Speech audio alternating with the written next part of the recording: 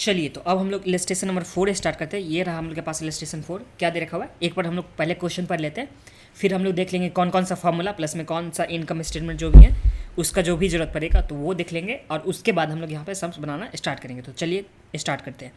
The following information is related to येजी company limited for the current financial year. तो हम लोग के पास करेंट फाइनेंशियल जो ईयर है उसके लिए हम लोग के पास डेटा दे रखा हुआ है। इसमें सबसे पहले इक्विटी शेयर कैपिटल जो ₹10 ईच करके 50 लाख का दे रखा हुआ है। फिर 12% बॉन्ड जो 1000 ईच करके 37 लाख का दे रखा हुआ है। फिर हम लोग के पास सेल्स 84 लाख का दे रखा हुआ है। फिक्स कॉस्ट दे रखा हुआ है एक्सक्लूडिंग इंटरेस्ट, मतलब बिना इंटरेस्ट के जो 6.96 लाख दे रखा हुआ है। फाइनेंशियल लेवरेज दे रखा हुआ है। प्रॉफिट वॉल्यूम रेशियो दे रखा हुआ है। और इनकम टैक्स जो अप्लीकेबल है वो 40% से। फिर बोला you are required to calculate, हम लोग को ऑपरेटिंग लेवरेज कैलकुलेट करना है, कंबाइंड लेवरेज, और उसके बाद हम लोग को अर्निंग पर शेयर कैलकुलेट करना है।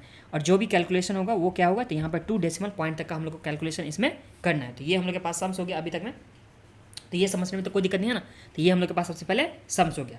अब यहाँ पे एक हम लोग के पास फॉर्मूला दिखा है, यहाँ पे क्या प्रॉफिट वॉल्यूम रेशियो, एक हम लोग के पास फाइनेंशियल लेवरेज, और बाकी हम लोग ऑपरेटिंग लेवरेज निकालेंगे, कंबाइंड लेवरेज निकालेंगे, अब अर्निंग पर से निकालेंगे। तो ये सब फॉर्मूला हम लोग देखने वाले हैं। तो चलिए सबसे पहले हम लोग फॉर्मूला देख लेते हैं कौन सा। तो यहाँ पे प्रॉफिट वॉल्यूम रेशियो का क्या फॉर्मूला होता है। तो जब आप लोग मार्जिनल कॉस्टिंग पढ़ के आओगे तो उस टाइम में आप लोग को ये फॉर्मूला क्लियर हो जाएगा, बट अभी फिर से देख लीजिए, कोई इतना ज़रूरत नहीं है कि हाँ मार्जिनल कॉस्टिंग पढ़ेंगे तभी ये समझ में आएगा। तो इसे देख लीजिए। तो देखिए प्रॉफिट वॉल्यूम रेशियो का हम लोग के पास जो फॉर्मूला होता है ये क्या होता है, तो इसका फॉर्मूला हम लोग के पास होता है कंट्रीब्यूशन बाय सेल्स इनटू 100। तो ये हम लोग के पास क्या हो गया, प्रॉफिट वॉल्यूम रेशियो का फॉर्मूला। तो ये याद रखिए, कंट्रीब्यूशन बाय सेल्स इनटू 100 हम लोग के पास क्या हो जाता है, तो प्रॉफिट वॉल्यूम रेशियो का फॉर्मूला। ठीक है, ये हो गया।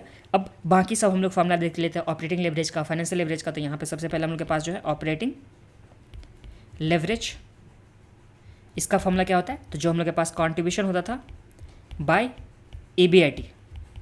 फिर हम लोग के पास क्या दूसरा फॉर्मूला होता था, तो फाइनेंशियल लेवरेज, जिसमें हम लोग के पास क्या होता था, तो EBIT डिवाइड में हम लोग क्या करते थे, अर्निंग बिफोर एंड टैक्सेस। और तीसरा जो हम लोग के पास होता था क्या होता था, कंबाइंड लेवरेज। इसमें हम लोग के पास फॉर्मूला क्या होता था, तो जो कंट्रीब्यूशन, एक तो फॉर्मूला हम लोग के पास हो गया कंट्रीब्यूशन में डायरेक्ट हम लोग क्या कर देंगे, EBT कर देंगे। और या तो हम लोग क्या कर सकते हैं, तो यहाँ पे हम या तो हम लोग कर सकते हैं operating leverage into financial leverage. तो मतलब दोनों को मल्टीप्लाई करके भी हम लोग क्या कर सकते हैं, निकाल सकते हैं, या तो कंट्रीब्यूशन में EBT भी हम लोग कर सकते हैं। तो अभी तक हम लोग के पास सबसे पहला फॉर्मूला हो गया प्रॉफिट वॉल्यूम रेशियो, जिसमें हम लोग के पास क्या होता था, कंट्रीब्यूशन बाय सेल्स इनटू 100। फिर ऑपरेटिंग लेवरेज, जिसमें हम लोग के पास क्या होता था, कंट्रीब्यूशन बाय EBIT। और फिर हम लोग के पास होता था फाइनेंशियल लेवरेज, जिसमें हम लोग क्या करते थे, EBIT बाय EBT। और कंबाइंड लेवरेज में कंट्रीब्यूशन में हम लोग क्या करते थे, EBT करते थे, और या तो हम लोग operating leverage into financial leverage करके निकालते थे। तो ये हम लोग के पास फॉर्मूला हो गया। अब हम लोग डायरेक्ट यहाँ पे चलते हैं, इनकम स्टेटमेंट बनाते हैं। जो इनकम स्टेटमेंट आप लोग पहले से भी देख के आए हो, तो चलिए वही इनकम स्टेटमेंट हम लोग यहाँ पे बनाते हैं। ठीक है, तो ये आ जाइए इनकम स्टेटमेंट, जिसमें हम लोग सबसे पहले क्या चीज़ से स्टार्ट करते हैं, तो सेल से स्टार्ट करते हैं, फिर माइनस क्या करते हैं, वेरिएबल कॉस्ट। तो ये आ गया। तो हम लोग के पास क्या आ जाता था, तो यहाँ पे कंट्रीब्यूशन, फिर माइनस हम लोग क्या करते हैं, तो यहाँ पे फिक्स्ड कॉस्ट, ये करते थे ना। तो फिक्स कॉस्ट को माइनस करने के बाद हम लोग के पास जो आता था, क्या आता था, earning before interest and taxes. फिर इसमें से माइनस करते थे हम लोग क्या, तो यहाँ पे इंटरेस्ट। तो हम लोग के पास इंटरेस्ट माइनस करने के बाद जो होता था, क्या आता था, तो यहाँ पे अर्निंग बिफोर एंड टैक्सेस। इसमें से माइनस करेंगे हम लोग टैक्स, तो हम लोग के पास क्या आता था, अर्निंग आफ्टर टैक्स। फिर इसमें से अगर प्रेफरेंस डिविडेंड हो तो हम लोग प्रेफरेंस डिविडेंड को भी माइनस करते हैं। तो हम लोग के पास क्या आ जाता था, आफेस। आफेस का मतलब earning available for equity share holder. इसमें डिवाइड करते थे number of equity share holder से, नंबर ऑफ इक्विटी शेयर से। तो हम लोग के पास क्या आ जाता था, तो यहाँ पे अर्निंग पर शेयर, ये हम लोग के पास आ जाता था। तो ये हम लोग के पास क्या था, तो ये हम लोग के पास इनकम स्टेटमेंट था। सबसे पहले सेल्स, सेल्स में से वेरिएबल कॉस्ट, हम लोग के पास आता था कंट्रीब्यूशन, कंट्रीब्यूशन में से फिक्स कॉस्ट माइनस करेंगे तो earning before interest and taxes. फिर उसमें से इंटरेस्ट माइनस करेंगे तो अर्निंग बिफोर टैक्सेस। फिर उसमें से टैक्स माइनस करेंगे तो हम लोग के पास आता था अर्निंग आफ्टर टैक्सेस। फिर अर्निंग आफ्टर टैक्सेस में से हम लोग क्या करते थे, प्रेफरेंस डिविडेंड हो तो वो माइनस करते, तो हम लोग के पास आता था earning available for equity share holder divide by number of equity share. तो हम लोग के पास क्या आता था, अर्निंग पर शेयर। तो ये हम लोग के पास हो गया इनकम स्टेटमेंट का फॉर्मेट। ठीक है, और ये हम लोग के पास ऊपर फॉर्मूला हो गया। अब सम्स में हम लोग के पास क्या क्या दे रखा है, तो देखिए सबसे पहले हम लोग के पास क्या दे रखा है, इक्विटी शेयर कैपिटल जो ₹10 ईच करके हैं, जो 50 लाख का दे रखा हुआ है, तो अगर हम लोग इससे नंबर ऑफ इक्विटी शेयर निकाल सकते हैं ना, तो नंबर ऑफ इक्विटी शेयर कैसे निकालेंगे, तो 50 लाख हम लोग के पास इक्विटी शेयर कैपिटल है और एक शेयर का जो फेस वैल्यू दे रखा है वो कितना दे रखा है, तो 10, तो हम लोग 10 से डिवाइड करेंगे तो हम लोग के पास कितना आ गया, 5 लाख क्या आ गया, तो 5 lakh number of equity share. तो इससे हम लोग क्या करेंगे, ये जो फॉर्मेट बनाया है इसमें हम लोग लिख देंगे नंबर ऑफ इक्विटी शेयर हम लोग के पास कितना आ जाएगा, तो ये आ जाएगा 5 लाख का। तो ये समझ में तो कोई दिक्कत नहीं है ना। नंबर ऑफ इक्विटी से कैसे निकाले हम लोग, तो जो हम लोग के पास दे रखा हुआ था टोटल शेयर कैपिटल दे रखा हुआ था जो कितने का 50 लाख का, डिवाइड बाय हम लोग कर दिए यहाँ पे एक का फेस वैल्यू हम लोग के पास ₹10 दे रखा हुआ था, तो हम लोग के पास कितना आ गया 5 लाख का नंबर ऑफ इक्विटी शेयर। तो ये हो गया पहला। अब हम लोग के पास दे रखा है क्या, तो 12% बॉन्ड दे रखा है जो 37 लाख का, तो इससे हम लोग इंटरेस्ट तो कैलकुलेट कर सकते हैं ना।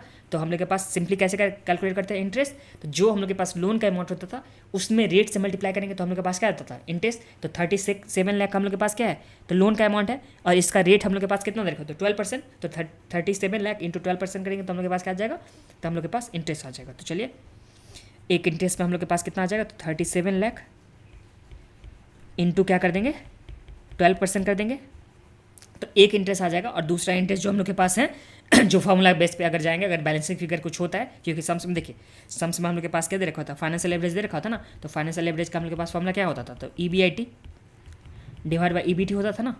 और EBIT के बीच का जो डिफरेंस होता था क्या होता था, इंटरेस्ट होता था। तो इससे भी अगर इंटरेस्ट कुछ होगा इससे ज़्यादा जो हम लोग के पास यहाँ पे इंटरेस्ट दे रखा, अगर उससे ज़्यादा कुछ होने वाला होगा तो उस टाइम में हम लोग बैलेंसिंग फिगर करके लिख देंगे। ठीक है, यहाँ तक में तो कोई प्रॉब्लम नहीं है ना। तो ये चीज़ आप लोग जब हम लोग सम्स अभी बनाएंगे ना तो उस टाइम में पता चल जाएगा कि हाँ एक्स्ट्रा और भी इंटरेस्ट है कि सिर्फ और सिर्फ यही वाला लोन दे रखा उसी का इंटरेस्ट है, तो वो हम लोग वहाँ पे देखने वाले हैं। नेक्स्ट हम लोग के पास जो दे रखा वो सेल्स दे रखा हुआ 84 लाख का, तो चलिए सेल्स में लिख देते हैं कितना, तो 84 लाख का 84 लाख का हम लोग के पास क्या आ गया, तो सेल्स आ गया।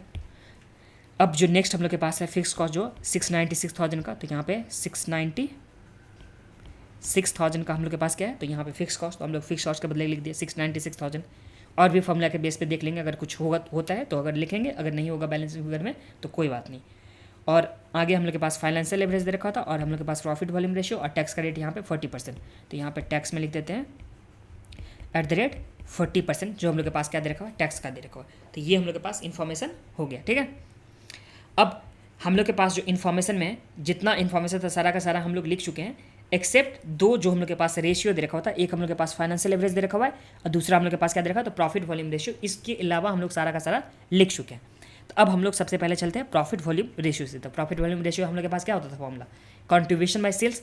हम लोग के पास सेल्स पता है तो हम लोग उससे क्या निकाल सकते हैं, कॉन्ट्रीब्यूशन निकाल सकते हैं। तो चलिए हम लोग सिंपली यहाँ पे लिखेंगे वर्किंग नोट में, जो हम लोग के पास क्या हो जाएगा, PV ratio is equal to क्या होता था, तो कॉन्ट्रीब्यूशन बाय सेल्स इंटू 100।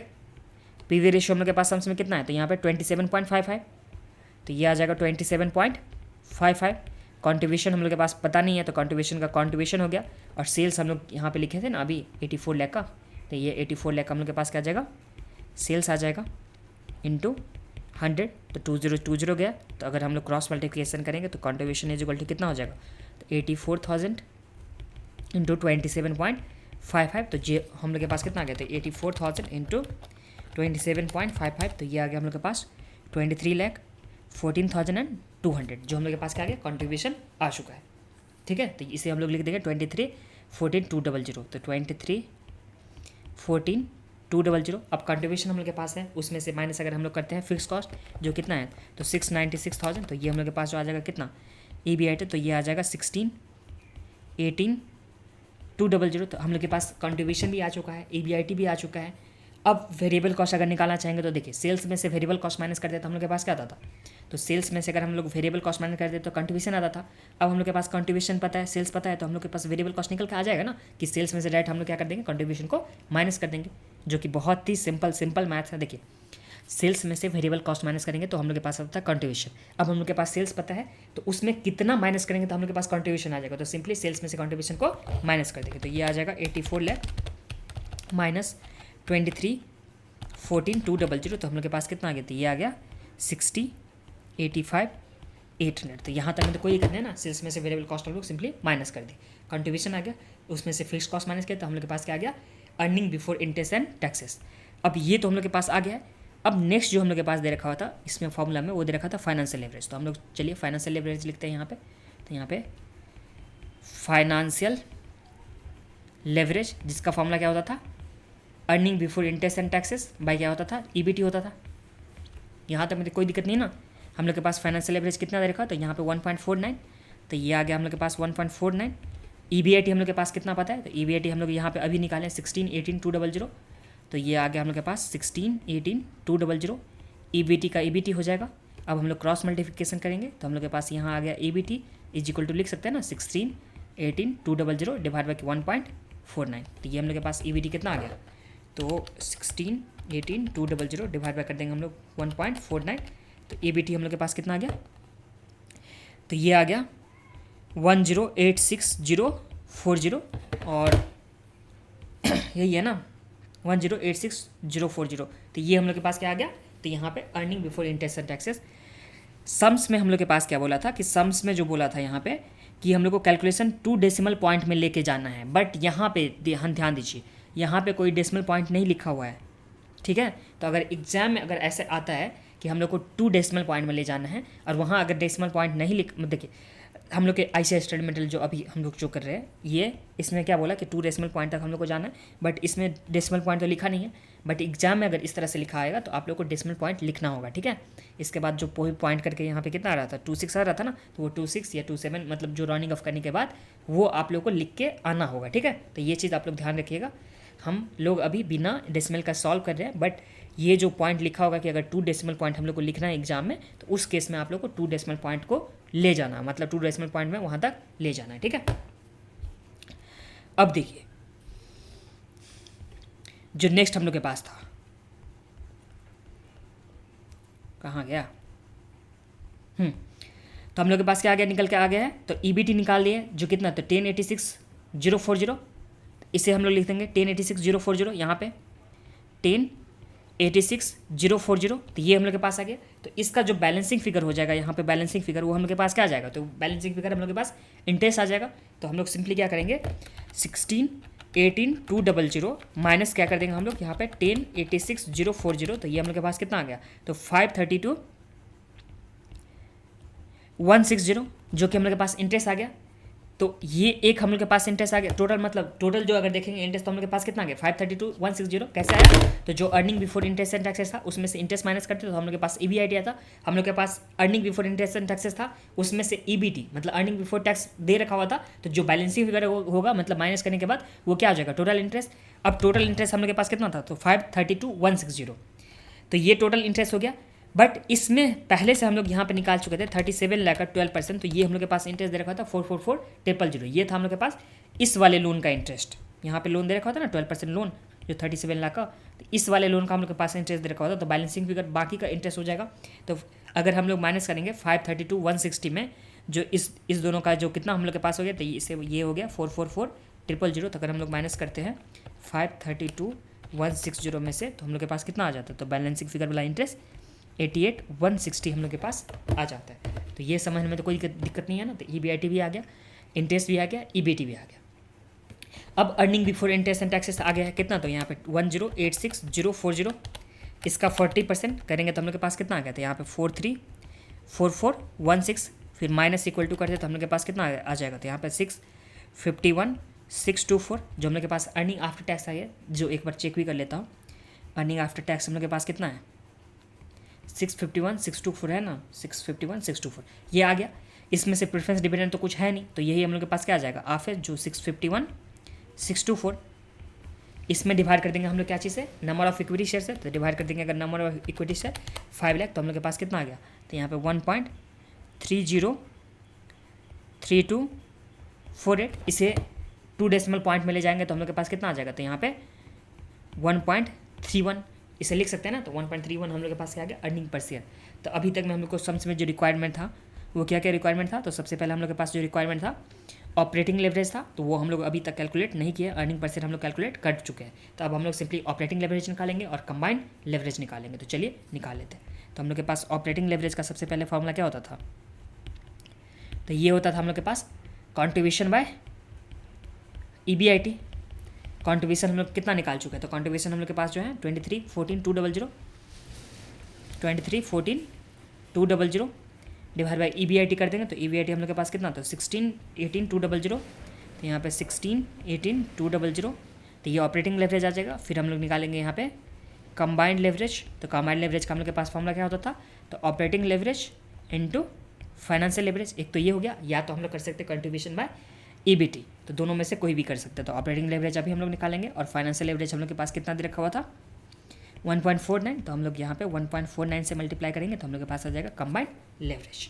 तो यहाँ पे चलिए कितना हो जाता है 23 14 200 डिवाइड बाय 16 18 200, तो ये हम लोग के पास आ गया 1.43, मतलब 2 डिजिट में बोला था ना, तो 1.43 टाइम्स हम लोग के पास आ गया ऑपरेटिंग लेवरेज।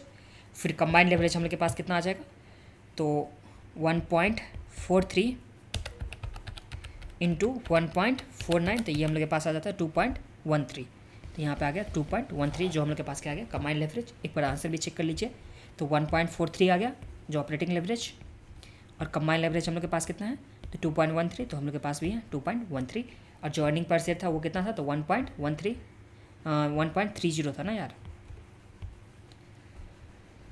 हो कहाँ गया 1.30 जो हम लोग के पास क्या आ गया अर्निंग पर शेयर का।